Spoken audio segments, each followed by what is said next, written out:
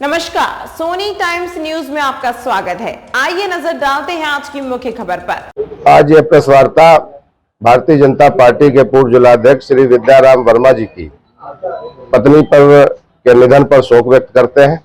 दूसरा, जिस प्रशासनिक दुर्व्यवहार से उनकी पत्नी को मानसिक आघात पहुंचा, जिससे उनकी मृत्यु हो गई।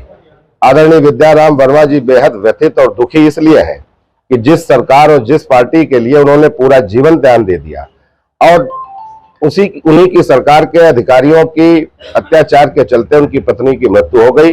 उस पर भारतीय जनता पार्टी के किसी नेता, उनके वरिष्ठ नेताओं का उस पर कोई ऐसी प्रतिक्रिया नहीं आई कि जो उनके आंसू रोक सकते। इसलिए चूंकि वो जनपद के बड़े सामाजिक और प्रतिष्ठित व्यक्ति थे और वो वरिष्ठ नागरिक भी थे, उनकी पीड़ा को देखकर हम समाजवादी पार्टी के लोग भी दुखी और पीड़ित हैं।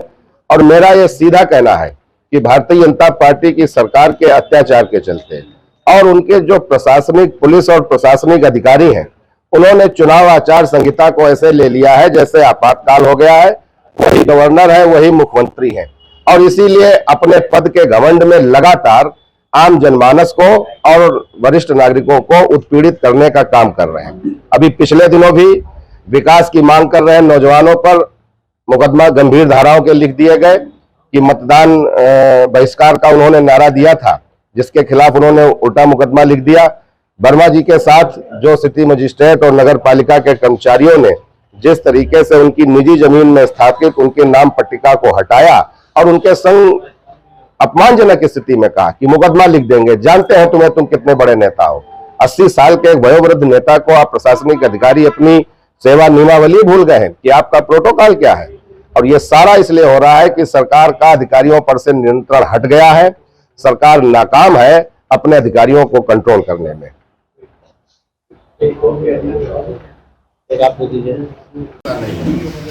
कि चुनाव आचार संहिता के नाम पर जिस तरीके से अधिकारियों ने भय और आतंक का माहौल बना लिया है, ना उम्र का इतना लगी है, उसको ऐसे मान लिया है कि जैसे इमरजेंसी हो गई हो। सर्वे सर्वा सब कुछ जिलाधिकारी और बात नहीं, बड़ी अच्छी बात आपको देर से समझ में आई, लेकिन जो जान चली गई, मृत्यु हो गई, उसकी भरपाई कौन करेगा? मेरा ये मानना है कि दो कारण हो सकते हैं। या तो जनपद के अधिकारी प्रशासनिक खुद पीड़ित हैं, जिससे वो अवसादग्रस्त हैं या मानसिक विक्षिप्त हो गए हैं और अपनी कुंठा और पीड़ा आम नागरिक पर, राजनीतिक व्यक्तियों पर निकाल रहे हैं। और यह पूरे जनपद में लूट घसोट मिली भगत कर रहे हैं, इसलिए भारतीय जनता पार्टी के कार्यकर्ता और नेता भी चुप हैं। परसों की यह घटना है और आज तक भारतीय जनता पार्टी के वर्तमान में कोऑपरेटिव के अध्यक्ष श्री विद्याराम वर्मा तो भारतीय जनता पार्टी के बहुत वरिष्ठ नेता हैं। कल उनके साथ सिटी मजिस्ट्रेट और ईओ के साथ जो कर्मचारी गए थे, उन्होंने अभद्रता की और उनका जो पट्टिका थी, जो बोर्ड था, उसको उखाड़ कर फेंक दिया, जबकि उनकी उम्र 80 वर्ष है। और सिटी मजिस्ट्रेट का जिस तरीके से व्यवहार इतने भारतीय जनता पार्टी के सीनियर नेता के साथ किया गया, जिसके चलते उनकी पत्नी को जब इसकी जानकारी हुई तो अवसाद में अपमान महसूस करते हुए उनकी मौत हो गई। हम लोग भारतीय जनता पार्टी के जो जिला अध्यक्ष हैं, उनकी पत्नी की जो मौत हुई उस पर दुख व्यक्त करते हैं। समाजवादी पार्टी के लोग उनके साथ खड़े हैं और ये मांग करते हैं कि भारतीय जनता पार्टी की सरकार, जो पिछड़ा विरोधी सरकार है, अपने अधिकारियों पर कार्रवाई करे।